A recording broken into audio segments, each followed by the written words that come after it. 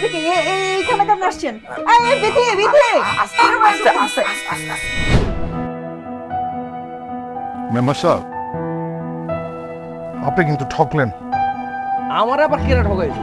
জমি বন্ধকির চক্রবৃদ্ধি হারে যে সুদ আসছিল, আসল সহ সুদের টাকা তো আমি কবেই দিয়ে দিছি। আবার জমি ফেরতের কথা আসতেছে কেন? কাকা কিসের বন্ধক? বন্ধকের টাকা তো আপনারা দিয়ে দেওয়া হয়েছে কাকা। দিয়ে দিছে, কিন্তু বন্ধকের হিসাব তুমি বুঝো না।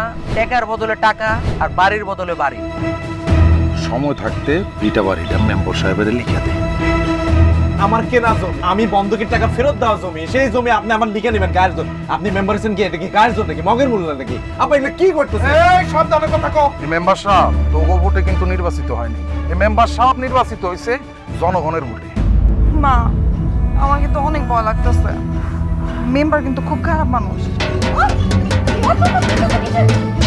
আপা বাইরে না, আপা ভেতরে দেখেন, ভেতরে দেখেন।